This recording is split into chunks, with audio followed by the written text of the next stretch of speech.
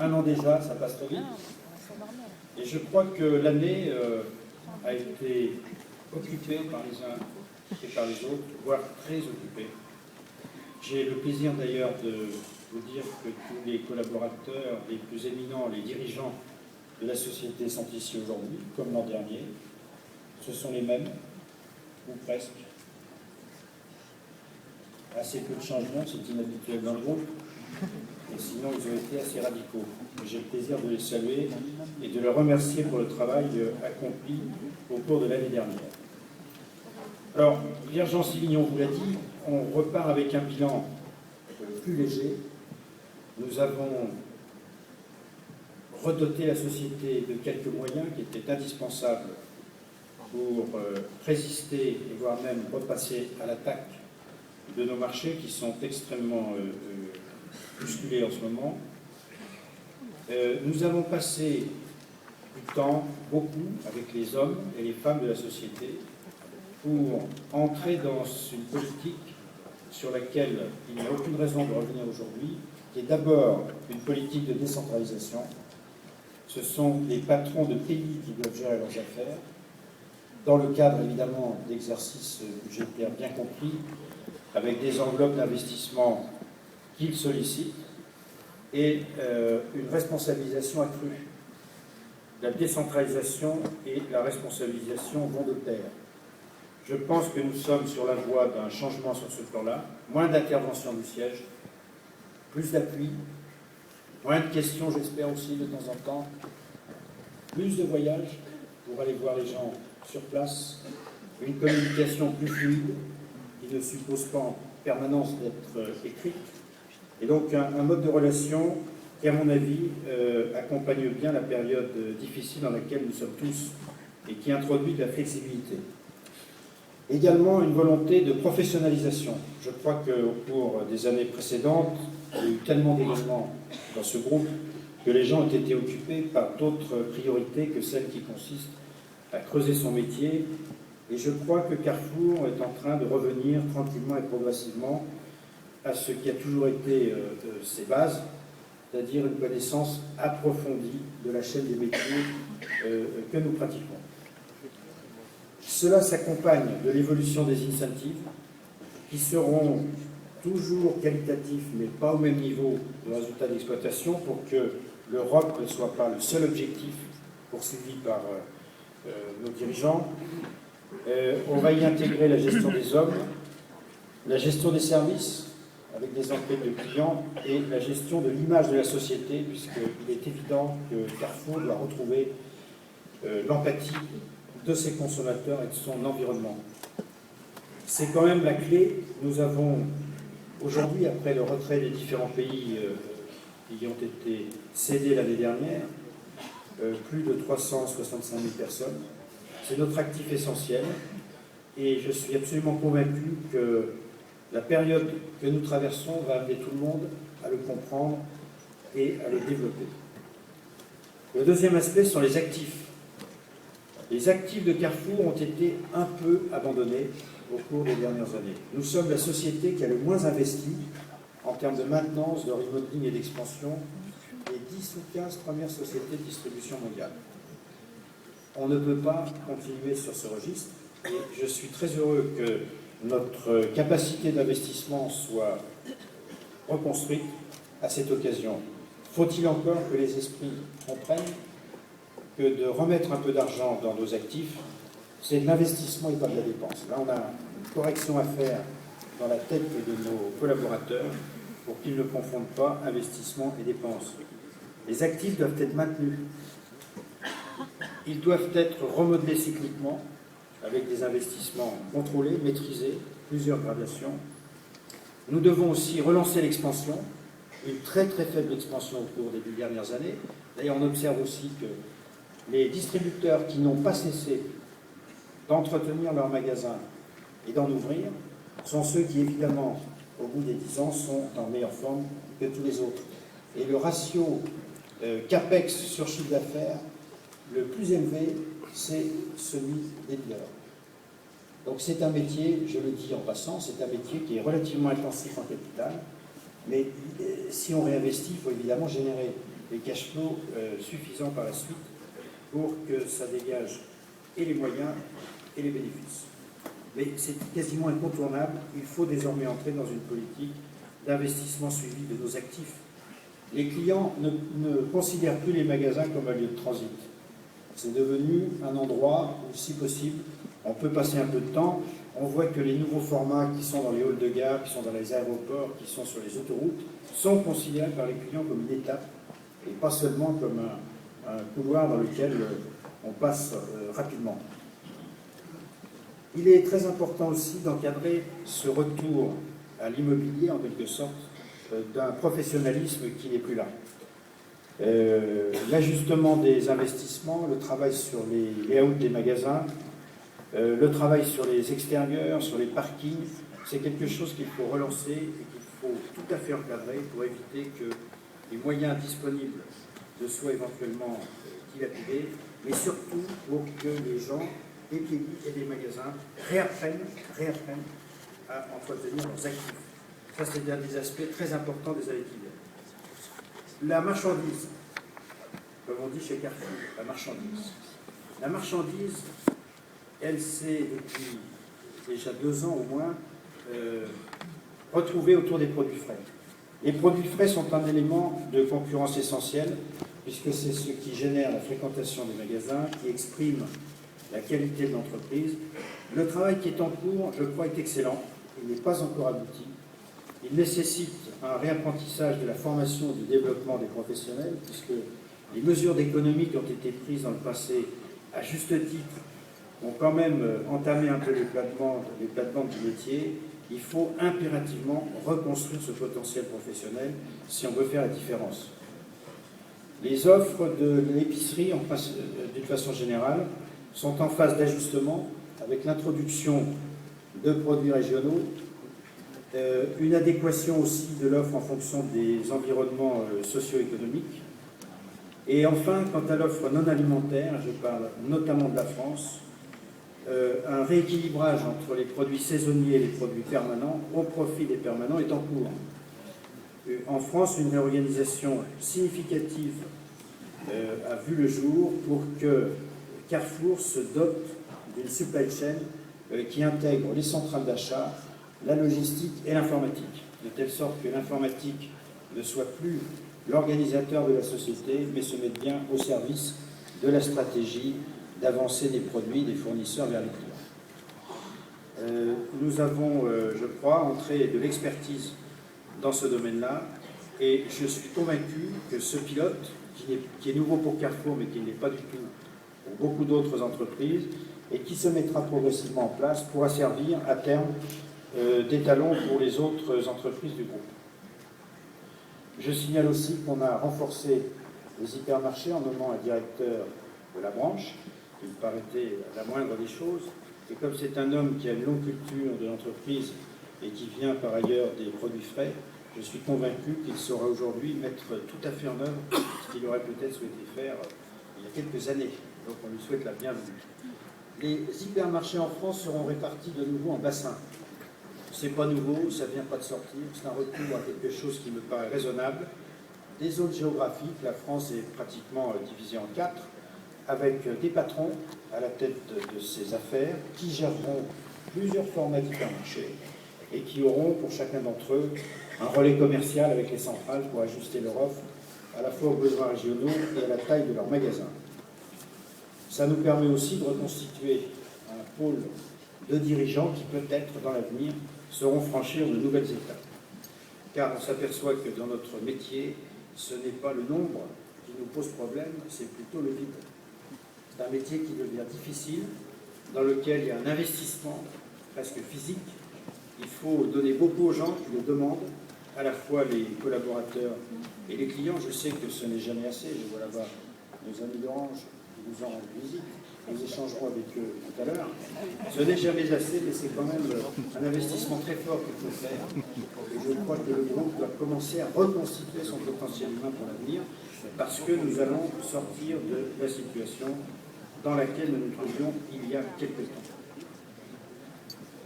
Également, un aspect très important, nous allons réorganiser le petit pôle, qui est un pôle de service, et qui est relativement anonyme dans la société, et qui comprend des agences de voyage, de la livraison à domicile, et beaucoup d'autres choses qui me paraissent tout à fait capables de consolider l'image de service de l'entreprise. Et la personne qui prendra la responsabilité de ce pôle de service assumera également le lien qu'il faut absolument rétablir au service de nos activités commerciales, de nos systèmes de paiement, de la carte de passe, des crédits, etc.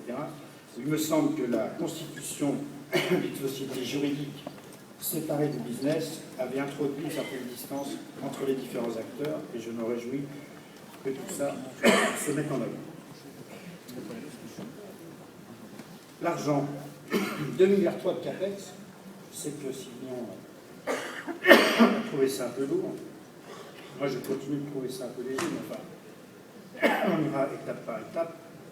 Ces 2,3 milliards vont nous permettre de remettre en état nos actifs et de préparer la relance de l'extension. Je dis que sur certains domaines, notamment celui de l'expansion, nous avons devant nous la reconstruction de nos actifs en France qui est en cours, la relance de l'expansion qui s'impose. Nous n'avons pas ouvert un hypermarché quand on déduit les fermetures sur une dizaine d'années, strictement impensable. Je dis au passage que les hypermarchés représentent toujours en France 49 ou 50% des surfaces exploitées, que si Carrefour est encore vivant après 10 ans de jachère totale sur le plan de l'expansion, il faut bien que cette société ait eu de vraies forces. On a été criblé de surfaces de vente en 10 ans sans jamais répondre aux assauts. Et comme nous sommes la plus grosse entreprise, il n'y a pas 1000 m² qui ne se soit ouvert sans qu'évidemment on en ait ressenti l'impact. Donc l'expansion, il faut la relancer, peut-être très sélectivement, avec des formats d'hypermarché intermédiaires. On voit bien que le format optimal aujourd'hui est sans doute autour de 5 à 6 000 m². Nous avons encore des opportunités.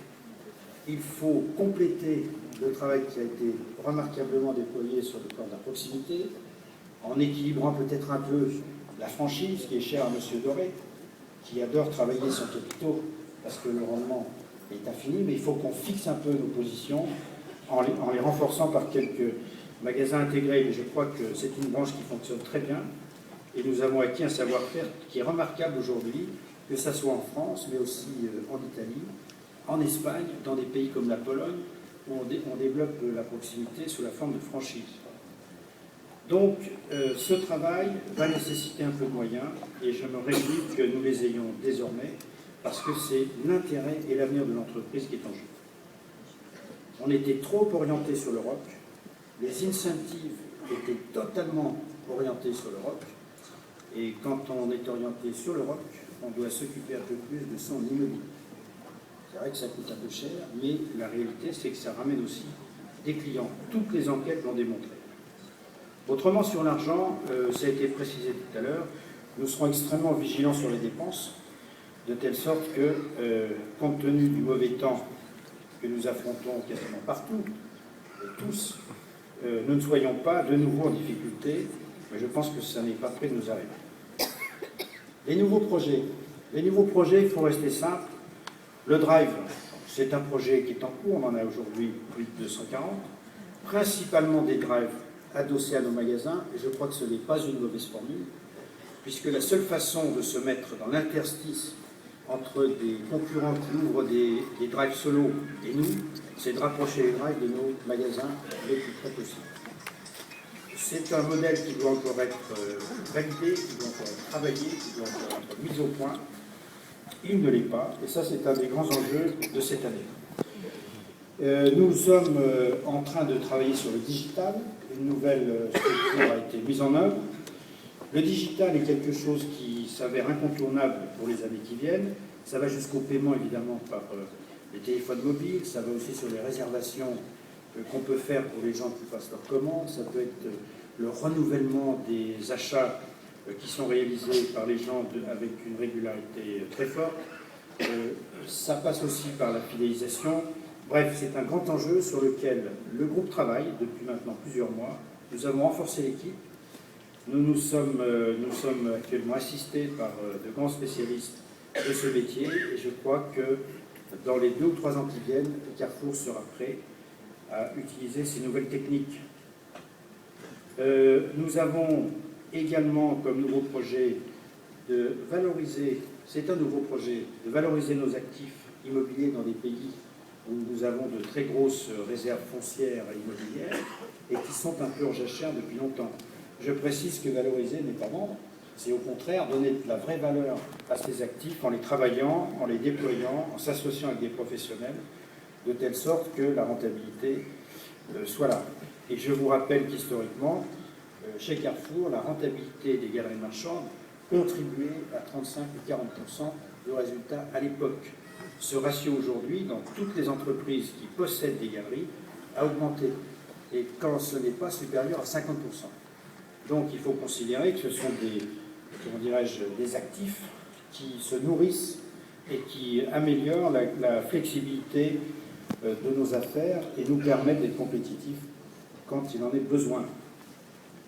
Les clients, je ne vais pas en parler beaucoup parce que ça me paraîtrait un peu trop simple, mais il faut remettre les clients au cœur de la société. Je crois qu'on est en route.